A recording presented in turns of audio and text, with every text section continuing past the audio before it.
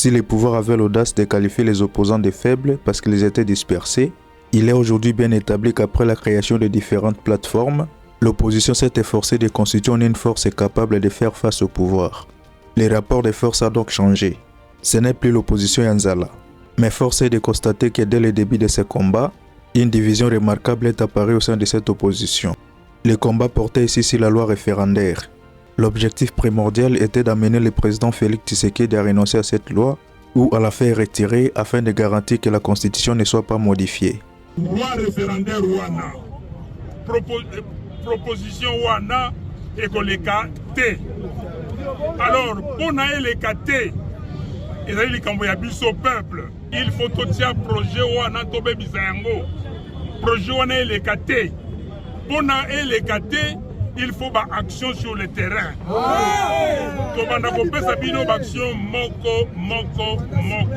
Mais aujourd'hui, il semble que la lutte ait changé d'objectif, puisque le président Félix Tshisekedi a convoqué le dialogue, qui constituait pourtant une autre préoccupation que celle du référendum. Aujourd'hui, la majorité commence à se moquer de l'opposition, affirmant qu'elle s'est fait dribbler par le président Félix Tshisekedi. Selon elle, le chef de l'État sait que l'opposition est assoiffée du dialogue parce qu'elle cherche des postes.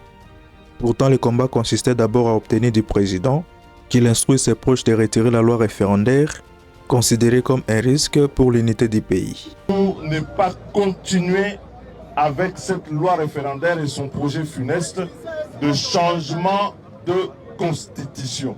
En maintenant ce projet, en poursuivant ce projet, M. Tshisekedi s'est mis en rébellion contre la République et a amorcé sa tentative de renverser le pouvoir, le régime constitutionnel établi. Et conformément à l'article 64 de notre Constitution, nous en appelons donc au peuple congolais de se mobiliser dans cette première action qui aura lieu le 3 juin, le mercredi, en amorçant la ville morte. Or, cette loi a été adoptée sans difficulté et il ne reste plus que sa promulgation par le président de la République. Cela pourrait être interprété comme la preuve que, quel que soit les dialogues engagés, le président Félix Tshisekedi entend aller jusqu'au bout de son projet de révision de la Constitution. Bien sûr, vous direz que c'est à la demande de l'Église catholique que vous avez accepté de reporter la marche, qui visait d'abord à exiger du président qu'il demande à l'Assemblée nationale de retirer cette loi référendaire. Mais vous êtes des responsables politiques. Il y avait peut-être moyen d'expliquer à l'Église que les impératifs politiques imposeraient de maintenir cette mobilisation afin de ne pas décourager ceux qui vous soutiennent. Et si c'était justement la stratégie du pouvoir de vous fragiliser et de décourager la population, alors vous êtes tombé dans les pièges. L'objectif est-il vraiment atteint? Quel était le véritable but de la journée ville morte et du sit-in avant que la question du dialogue ne prenne les décis? C'est précisément cette divergence qui explique aujourd'hui les tensions de la C64. Je ne pense pas que le dialogue est allé raison où on a bundela. Bisoto yaki pour nous défendre l'ordre constitutionnel. Le londenge tozawa défense il y a ordre constitutionnel et ça est commis secondaire pour nabango. Je peux même vous démontrer le 22 tant que barossa l'évaluation T il y a respect à ordre constitutionnel parce que nous avons plus investi pour faire échec à Félix Tshisekedi de faire passer la loi. Pour le bilelo, pour ces communes mingi na dialogue. Pour ces dialogue, je peux vous certifier ici course lelo et dialogue. Ce n'est pas mon combat. Mais yo longwe non pas parce que aux arts contre le dialogue mais parce que baza ko considérer yo théologie. Non. Il y a 5 leaders. Oui, bah, métier bango liboso. Nyonso. Bah, vous avez un peu 5. Mais il faut être conforme à la norme. Bah, vous avez 5. Quand vous avez respect à la norme. Tout ça sérieux. On a annulé la marche, il y a les 22. On a donné l'ultimatum, il y a les 15. L'ultimatum, il y a les 15. Qu'est-ce que ça a à voir avec la marche?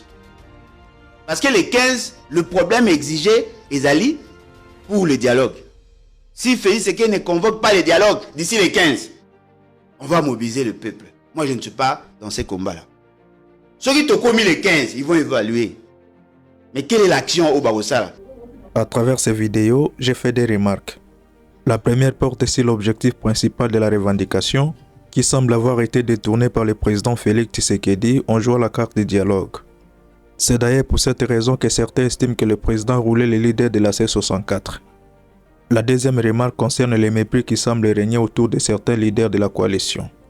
Pour ma part, je partage l'idée que, lors de la création de cette plateforme, il fallait mettre de côté la question des poids politiques. Je rappelle que si l'opposition était considérée comme faible, c'était parce qu'elle était divisée. Aujourd'hui, les leaders ont eu l'intelligence de se rassembler pour constituer une force capable de faire face au pouvoir. Ils devraient donc éviter de retomber dans les débats sur le poids politique de chacun afin de préserver cette unité. C'est d'ailleurs cette force qui, selon certains, aurait poussé le pouvoir à convoquer ce dialogue. Rappelez-vous du récent point de presse du président Félix Tshisekedi, lorsqu'il répondait aux journalistes de Top Congo en lui demandant si la convocation des dialogues garantirait le retrait des troupes de Paul Kagame dans l'est du pays. Mon cher Osé, donnez-moi une garantie que si je convoque des compatriotes en forum ici pour un dialogue intercongolais, la guerre prendra fin. Donnez-moi une seule garantie et je me mets à la tâche et on convoque ce dialogue. Croyez-vous vraiment que c'est parce que quelques Congolais se seront réunis à Kinshasa ou ailleurs dans la République que le Rwanda comprendra le message et il quittera, il va retirer ses troupes? Ça n'a pas de sens. Donc ça veut dire qu'on va se retrouver ici, faire un dialogue, parce que je connais les visées de ceux qui demandent ce dialogue. C'est d'aller dans un gouvernement, etc. Mais croyez-vous qu'après ça, les Rwandais prendront peur et ils vont quitter notre pays? Je vous ai démontré ici que leur économie est basée sur ces pillages. Donc, ils vont se battre jusqu'à la dernière énergie avant de quitter le sol de ce pays. Et c'est pour ça que des alliés puissants comme les États-Unis sont nécessaires pour nous aider à les faire déguerpir de là. Cela montrait qu'il ne semblait pas favorable à ce dialogue. Grâce à la force que l'opposition venait de constituer, les rapports de force avaient évolué. Il fallait poursuivre dans cette direction pour contrer la stratégie du pouvoir. Malheureusement, on observe aujourd'hui un certain esprit de négligence. Certains leaders semblent moins considérés que d'autres, et voilà les premiers signes de division. Dans une lutte politique, cela fragilise la coalition et si cette situation perdure, elle pourrait avoir un impact négatif dans les jours à venir. À ce stade, il ne devrait pas y avoir de petits ou de grands leaders. La priorité est de renforcer la force collective. Mais si certains commencent à se sentir frustrés, cela risque d'affaiblir l'ensemble. Parce que Batouba Koloba Kende Kwale en a frustré. Oh, mais la frustration en politique, c'est normal. Si l'autre parti ne veut pas respecter engagement, vous voulez qu'il soit comment? Parce qu'il aurait souhaité qu'il signe lui aussi que son nom figure. Hein? Non, mais je suis sociétaire. Oh. Pourtant, on a signé une déclaration engageant la création de la signalité. Et vous ne comprenez pas pourquoi il n'y a que 5 personnes qui signent. Non, mais attendez, je ne comprends pas comment on peut prendre des décisions sans que j'en sois informé.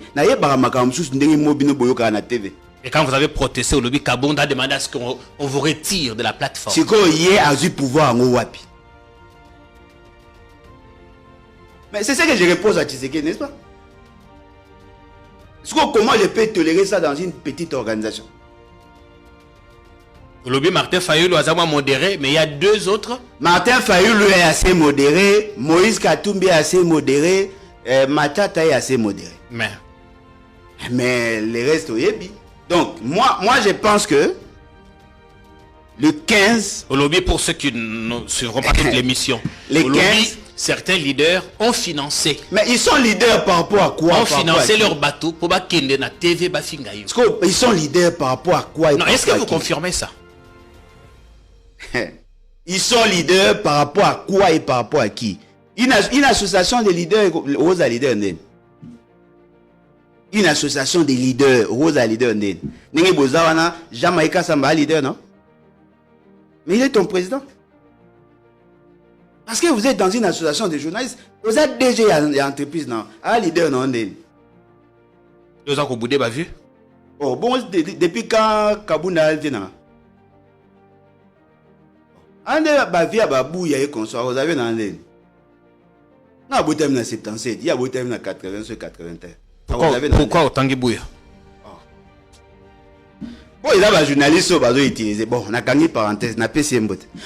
En observant tout cela, j'ai fini par donner raison à l'honorable José Makila. Le fait là de reporter la date du 8, parce que Ndashimir, le complice de M. Chilombo, vous a appelé. Mon chers amis, je crains que demain nous puissions encore lancer un mot d'ordre et que les gens nous suivent.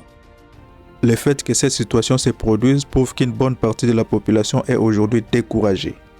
Dans toute organisation, lorsqu'on ne sait pas hiérarchiser les objectifs et préserver l'unité, des failles apparaissent inévitablement.